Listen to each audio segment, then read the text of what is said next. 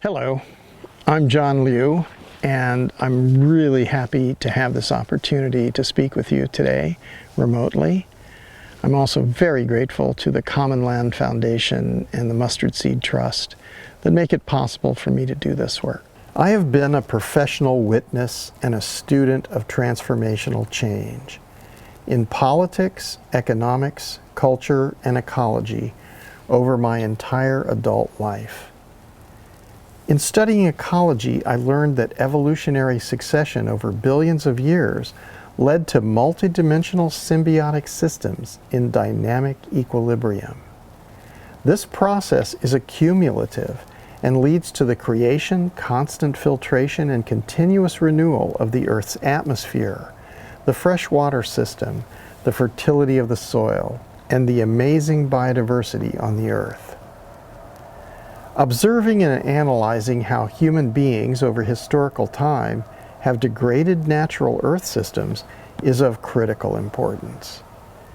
Most emphasis has been placed on the egregious emission of CO2 and other greenhouse gases. This is both an inconvenient truth and a partial one. I have directly observed that human impacts from devegetation and other types of alteration of the Earth's biological systems allow solar radiation to directly hit the surface of the Earth, raising surface temperatures by very large amounts. This phenomenon unnaturally creates thermal drafts, driving moisture into the upper atmosphere, where it is no longer nurturing the soil and the vegetation, but instead is twice as impactful as CO2 as a greenhouse gas.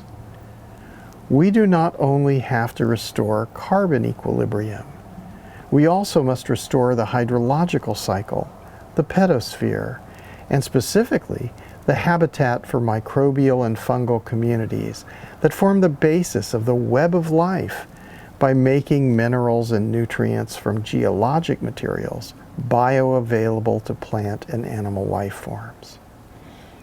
The restoration of the Loess Plateau has shown that by increasing biodiversity, biomass, and accumulated organic matter, it is possible to restore lower surface temperatures, holding moisture near the Earth. By restoring the canopy, solar radiation is interrupted, creating microclimates that help recharge the lower hydrological cycle. It is possible to restore large-scale degraded landscapes that have been degraded over vast areas and over long historic time frames. Ecological restoration is not theoretical. It is physical, and the actions of millions and billions of people are needed to reverse human impact on the climate, making ecological restoration also the way to ensure full employment, food security, physical and psychological health. When ecological restoration is properly valued, logically it must become the central intention of human civilization and the basis of human economy, thus removing the perverse incentive to degrade the Earth's life support systems and instead incentivizing actions that are in the interests of all people and all life on Earth.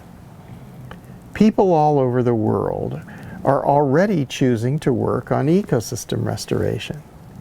The need is urgent, and those in positions of power need to humbly serve everyone who puts their hands in the soil to consciously revegetate and restore.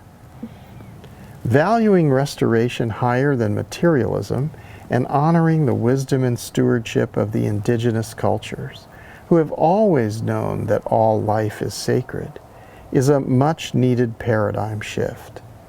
This is the answer to both restoring the Earth's ecological function and also to bringing justice to those who have been and continue to be so badly abused by the spread of false beliefs based on selfishness and ignorance. In restoring the Earth's natural ecological function, we all have a role to play. If we all play together, it's going to be both effective and a whole lot more fun. Thank you for listening.